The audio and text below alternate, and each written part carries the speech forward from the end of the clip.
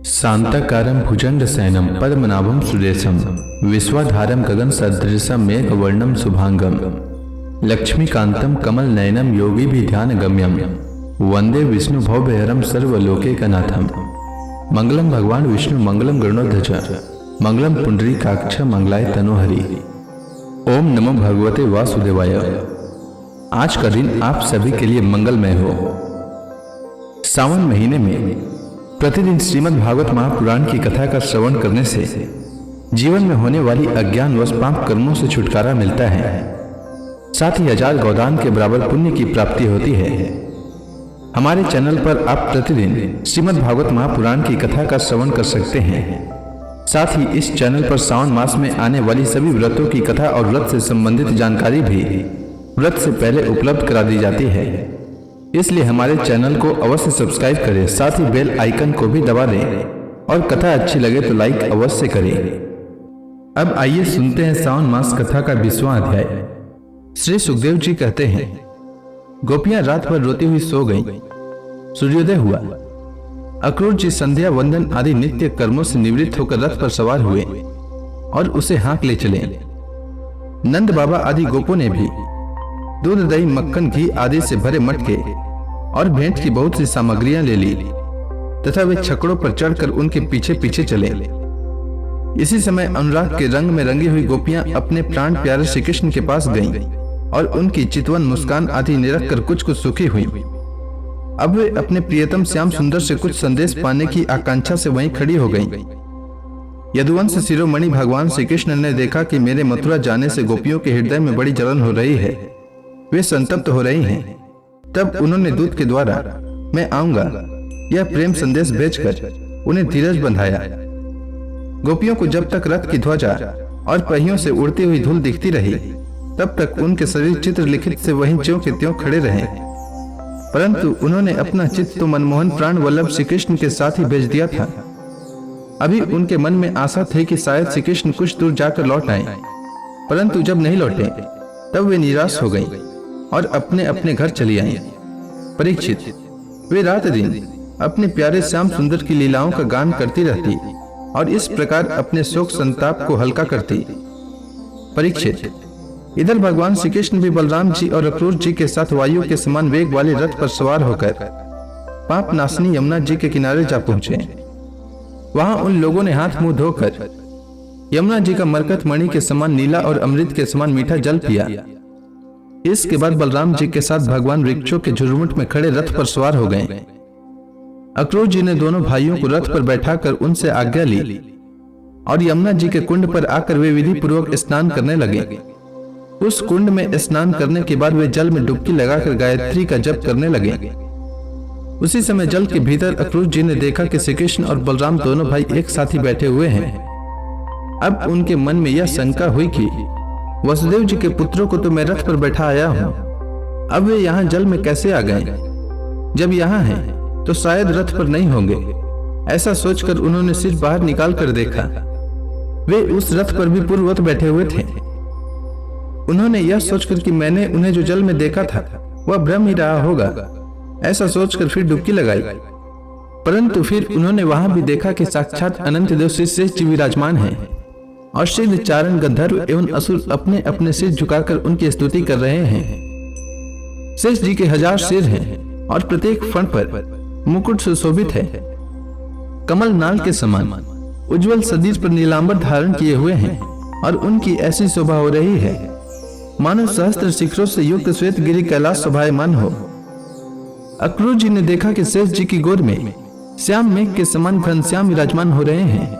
वे रेशमी पीतांबर पहने हुए हैं, बड़ी ही शांत चतुर्भुज मूर्ति है और कमल के रक्त दल के समान रत्नारे नेत्र हैं। उनका वदन बड़ा ही मनोहर और प्रसन्नता का सदन है। उनका मधुर हास्य और चारु चितवन चित्त को चुराए लेती है। भौएं सुंदर और नासिका तनिक ऊंची और बड़ी ही सुखड़ है। सुंदर कान कपोल और लाल लाल अधरों की छटा निराली ही है। बाहें घुटनों तक लंबी और हृष्ट पुष्ट है। कंधे ऊंचे और वक्ष स्थल लक्ष्मी जी का आश्रय स्थान है। शंख के समान उतार चढ़ाव वाला सुडोल गला, गहरी नाभि और त्रिवली युक्त उदर पीपल के पत्ते के समान शोभायमान है। स्थूल कटी प्रदेश और नितंब, हाथी की सूंड के समान जांघे, सुंदर घुटने एवं पिंडलियां हैं। एड़ी के ऊपर की गांठें उभरी हुई है और लाल लाल नखों से दिव्य ज्योतिर्मय किरणें फैल रही है। चरण कमल की अंगुलियां और अंगूठे नई और कोमल पंखुड़ियों के समान सुशोभित है। अत्यंत बहुमूल्य मणियों से जड़ा हुआ मुकुट, कड़े, बाजूबंद, करधनी, हार, नुपुर और कुंडलों से तथा यज्ञोपवीत से वह दिव्य मूर्ति अलंकृत हो रही है। एक हाथ में पद्म शोभा पा रहा है और शेष 3 हाथों में शंख, चक्र और गदा, वक्ष स्थल पर शिवोत्स का चिन्ह, गले में कौस्तुभ मणि और वनमाला लटक रही है। नंद सुनंद आदि पार्षद अपने स्वामी सनकादि पर महर्षि पर ब्रह्मा महादेव आदि देवता सर्वेश्वर, मरीचि आदि 9 ब्राह्मण प्रजापति और प्रहलाद नारद आदि भगवान के प्रेमी भक्त तथा 8 वसु अपने परम प्रियतम भगवान समझकर भिन्न भिन्न भावों के अनुसार निर्दोष वेद वाणी से भगवान की स्तुति कर रहे हैं। साथ ही लक्ष्मी, पुष्टि, सरस्वती, कांति, कीर्ति और तुष्टि, ये षडेश्वरीय रूप शक्तियां ईला, ऊर्जा, विद्या, अविद्या, हलादनी, संविद और माया आदि शक्तियां मूर्तिमान होकर उनकी सेवा कर रही हैं। भगवान की यह झांकी निरख कर अक्रूर जी का हृदय परमानंद से लबालब भर गया। उन्हें परम भक्ति प्राप्त हो गई। सारा शरीर हर्षावेश से पुलकित हो गया। प्रेम भाव का उद्रेक होने से उनके नेत्र आंसू से भर गए। अब अक्रूर जी ने अपना साहस बटोर कर भगवान के चरणों में सिर रखकर प्रणाम किया और वे उसके बाद हाथ जोड़कर बड़ी सावधानी से धीरे धीरे गदगद वाणी से भगवान की स्तुति करने लगे। अक्रूर जी भगवान की स्तुति करते हुए बोले, प्रभु, आप प्रकृति आदि समस्त कारणों के परम कारण हैं। आप ही अविनाशी पुरुषोत्तम नारायण हैं तथा आपके ही नाभि कमल से उन ब्रह्मा जी का आविर्भाव हुआ है जिन्होंने इस चराचर जगत की सृष्टि की है। मैं आपके चरणों में नमस्कार करता हूँ। पृथ्वी, जल, अग्नि, वायु, आकाश, अहंकार, महतत्व, प्रकृति, पुरुष, मन, इंद्रिय, संपूर्ण इंद्रियों के विषय और उनके अधिष्ठात्री देवता, यही सब चराचर जगत तथा उसके व्यवहार के कारण हैं और इस सब के सब आपके ही अंग स्वरूप हैं। प्रकृति और प्रकृति से उत्पन्न होने वाले समस्त पदार्थ इदम वृत्ति के द्वारा ग्रहण किए जाते हैं, इसलिए ये सब अनात्मा हैं।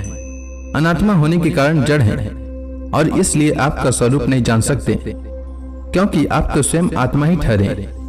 ब्रह्मा जी अवश्य ही आपके स्वरूप हैं, परंतु वे प्रकृति के गुण रजस से युक्त हैं, इसलिए वे भी आपकी प्रकृति का और उसके गुणों से परे का स्वरूप नहीं जानते। साधु योगी स्वयं अपने अंतःकरण में स्थित अंतर्यामी के रूप में, समस्त भूत भौतिक पदार्थों में व्याप्त परमात्मा के रूप में और सूर्य, चंद्र, अग्नि आदि देव मंडल में स्थित इष्ट देवता के रूप में तथा उनके साक्षी महापुरुष एवं नियंता ईश्वर के रूप में साक्षात आपकी उपासना करते हैं। बहुत से कर्मकांडी ब्राह्मण कर्म मार्ग का उपदेश करने वाली त्रय विद्या के द्वारा जो आपके इंद्र, अग्नि आदि अनेक देववाचक नाम तथा वज्रहस्त, सप्तार्ची आदि अनेक रूप बतलाती है, बड़े बड़े यज्ञ करते हैं और उनसे आपकी ही उपासना करते हैं। बहुत से ज्ञानी अपने समस्त कर्मों का संन्यास कर देते हैं और शांत भाव से स्थित हो जाते हैं। वे इस प्रकार ज्ञान यज्ञ के द्वारा ज्ञान स्वरूप आपकी उपासना करते हैं। और भी बहुत से संसार संपन्न अथवा शुद्ध चित्त वैष्णव जन आपकी बतलाई हुई पांचरात्र आदि विधियों से तन्मय होकर आपके चतुर्व्यूह आदि अनेक और नारायण रूप एक स्वरूप की पूजा करते हैं। भगवान, दूसरे लोग शिव जी के द्वारा बतलाए हुए मार्ग से, जिसके आचार्य भेद से अनेक अवंतर भेद भी है, शिव स्वरूप आपकी ही पूजा करते हैं। स्वामी, जो लोग दूसरे देवताओं की भक्ति करते हैं और उन्हें आपसे भिन्न समझते हैं, वे सब भी वास्तव में आपकी ही आराधना करते हैं, क्योंकि आप ही समस्त देवताओं के रूप में हैं और सर्वेश्वर भी हैं। प्रभु, जैसे पर्वतों से सब और बहुत सी नदियां निकलती है और वर्षा के जल से भरकर घूमती घुमाती समुद्र में प्रवेश कर जाती है, वैसे ही सभी प्रकार के उपासना मार्ग घूम घुमा कर देर सवेर आपके ही पास पहुंच जाते हैं। प्रभु, आपकी प्रकृति के 3 गुण हैं, सत्व, रज और तम। ब्रह्मा से लेकर स्थावर पर्यंत संपूर्ण चराचर जीव प्रकृति है और जैसे वस्त्र सूत्रों से उत्प्रोत रहते हैं, वैसे ही ये सब प्रकृति के उन गुणों से ही उत्प्रोत हैं, परंतु आप सर्व स्वरूप होने पर भी उनके द्वारा लिप्त नहीं हैं। आपकी दृष्टि निर्लिप्त है, क्योंकि आप समस्त वृत्तियों के साक्षी हैं। यह गुणों के प्रवाह से होने वाली सृष्टि अज्ञान मूलक है, और वह देवता, मनुष्य, पशु, पक्षी आदि समस्त योनियों में व्याप्त है, परंतु आप उससे सर्वथा अलग हैं। इसलिए मैं आपको नमस्कार करता हूँ।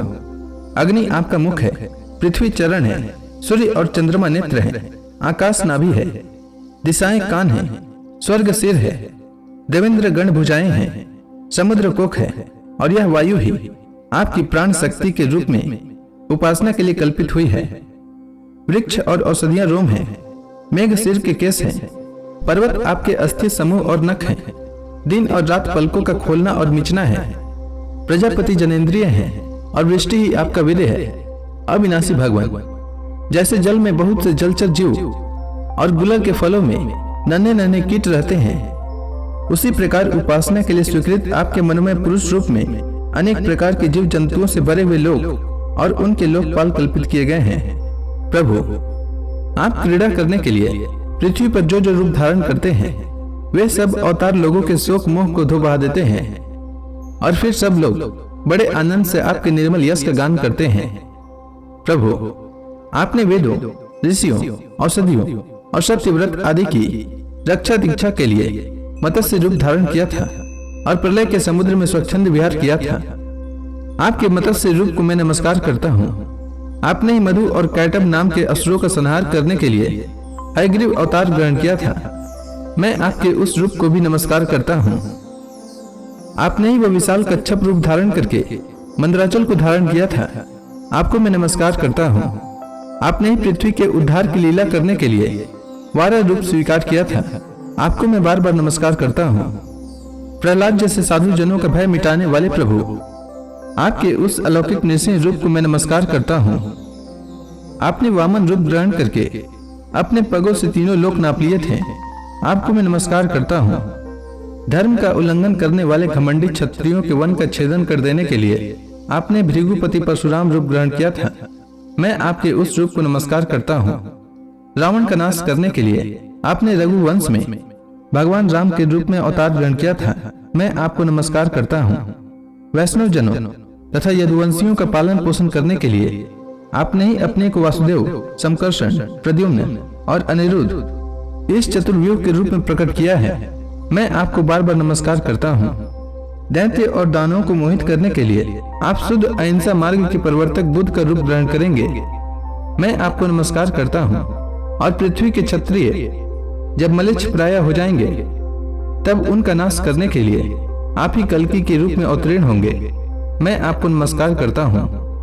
भगवान, ये सब के सब जीव आपकी माया से मोहित हो रहे हैं, और इस मोह के कारण ही यह मैं हूँ और यह मेरा है, इस झूठे दुराग्रह में फंसकर कर्म के मार्गों में भटक रहे हैं। मेरे स्वामी, इसी प्रकार मैं भी स्वप्न दिखने वाले पदार्थों के समान झूठे देह, पत्नी, पुत्र और धन स्वजन आदि को सत्य समझकर उन्हीं के मोह में फंस रहा हूँ और भटक रहा हूँ। मेरी मूर्खता तो देखिए प्रभु। मैंने अनित्य वस्तुओं को नित्य, अनात्मा को आत्मा और दुखों को सुख समझ लिया। भला इस उल्टी बुद्धि की भी कोई सीमा है? इस प्रकार अज्ञान व संसारिक सुख दुख आदि द्वंद्वों में ही रम गया, और यह बात बिल्कुल भूल गया कि आप ही हमारे सच्चे प्यारे हैं। जैसे कोई अनजान मनुष्य जल के लिए तालाब पर जाए और उसे उसी से पैदा हुए सिवार आदि घासों से ढका देखकर ऐसा समझ ले कि यहाँ जल नहीं है, तथा सूर्य की किरणों में झूठ-मूठ प्रतीत होने वाले जल के लिए मृग तृष्णा की ओर दौड़ पड़े, वैसे ही मैं अपनी ही माया से छिपे रहने के कारण आपको छोड़कर विषयों में सुख की आशा से भटक रहा हूँ। मैं अविनाशी अक्षर वस्तु के ज्ञान से रहित हूँ। इसी से मेरे मन में अनेक वस्तुओं की कामना और उनके लिए कर्म करने के संकल्प उठते ही रहते हैं। इसके अतिरिक्त ये इंद्रियां भी, जो बड़ी प्रबल एवं दुर्दमनीय है, मन को मत मत कर बलपूर्वक इधर उधर घसीट ले जाती है। इसीलिए इस मन को मैं रोक नहीं पाता। इस प्रकार भटकता हुआ मैं आपके उन चरण कमलों की छत्र छाया में आ पहुंचा हूँ, जो दुष्टों के लिए दुर्लभ है।